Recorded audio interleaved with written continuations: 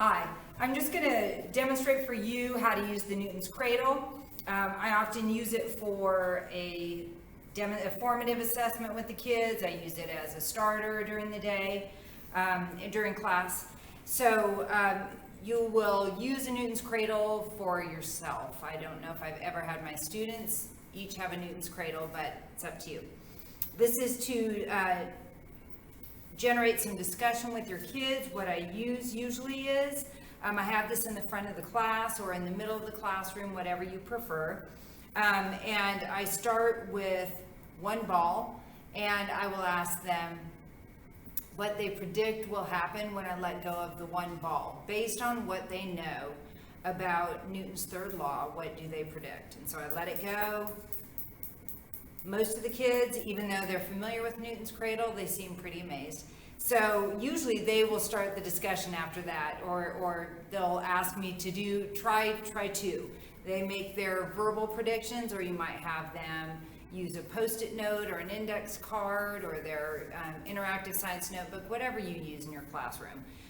They will predict what's going to happen, and then you demonstrate, or you have a student come up and demonstrate for you. And then, of course, they're going to see that they get an equal but an opposite reaction using the Newton's Cradle. Also, if it looks like it's going to start out chaotic when you let the balls go, you can point out that it eventually comes back in order in some way, over time. And then I also ask them what causes it to stop. Or if you let this Newton's Cradle go in space, what's going to happen? And they'll usually, come around to saying it should keep going because nothing is going to stop it. So anyway, Newton's Cradle is good for ongoing discussion. You can use it more than once. We get it out a good bit in class. All right, great.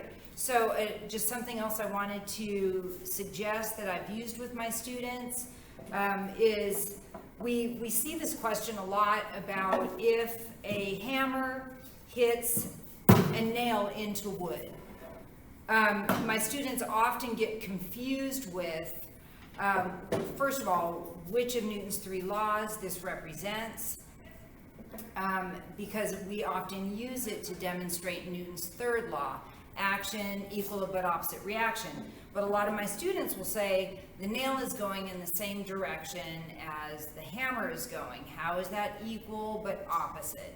So if you, as students visualize or get a visual of the hammer hitting the nail head, they will realize that the force that is coming from the hammer head is going in the opposite direction, and then the nail, it causes motion that pushes the nail down. So you can also ask them, is the nail pushing back with an equal but opposite force on the hammer? The hammer is pushing on the nail head, and the nail head is also pushing back on the hammer.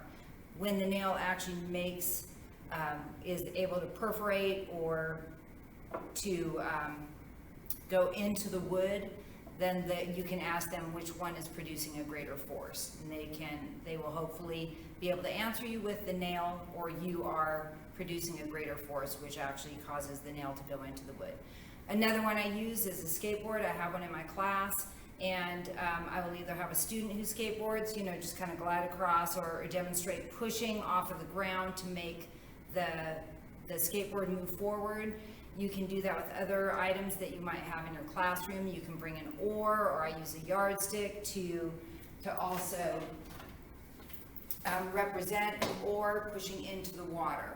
And that way students can begin to understand a little better that you are pushing into the ground, and then it moves the skateboard and the person in the opposite direction.